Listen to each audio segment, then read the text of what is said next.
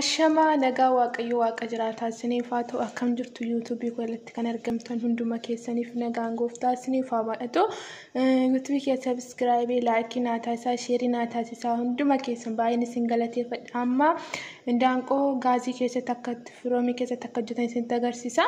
Duraan duratti timaatimii, shunkurtii, dinnicha, naanaa Taimi fi fira swadif so gidda astindan komitadda sitti robi afurna barbaachisa lomi tumi fi shunkurtii fi dinjibila asti kana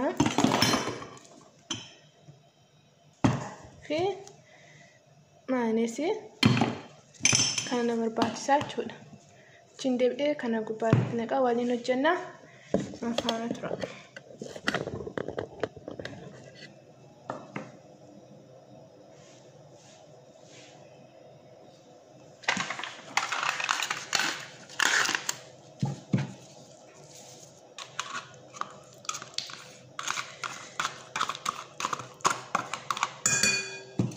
Maanesi maankala walitti naqa achiin kanallee maankala walitti naqa walitti deebina obboloota koo qopheesse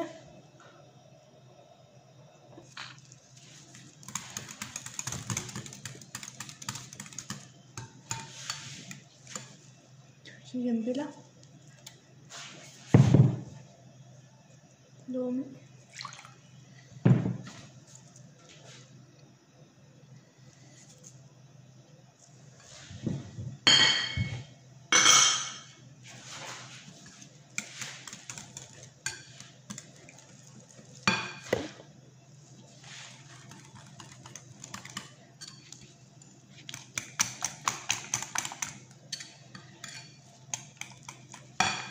Okay, amma kana keewwadha shunkurtii kana daraddare walitti deebina.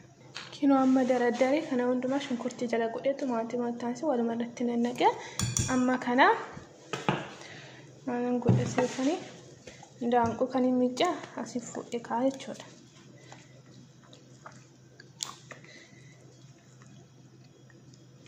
Chimbooda sirra kaa'a.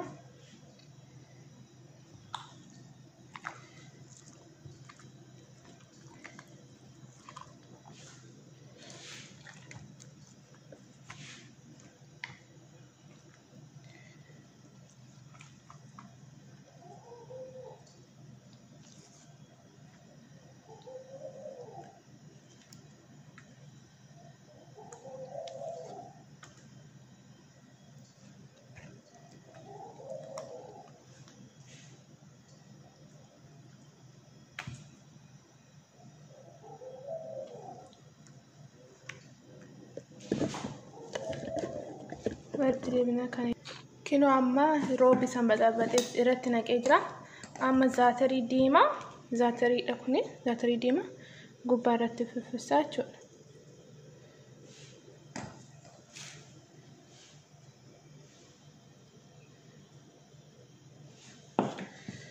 Kan yoo ta'e wayyaa jira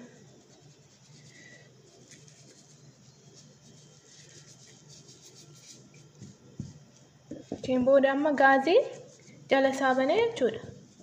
Gaazii jala saabane sa'aatii 2 ta'a.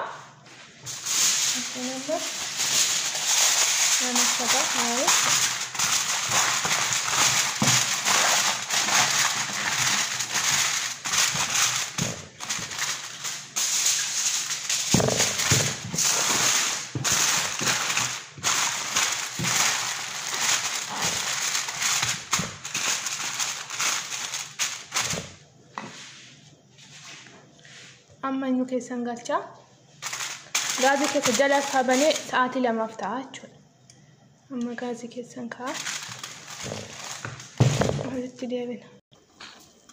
Kunoo gaazii keessa kaa'in jira sa'aatii 2 jala isaa qabsiiseen ta'a gubbaara daqiiqa 30 yookaan daqiiqa 1 baneen booda gubbaa isaa isinitti agarsiisu obboloota koo.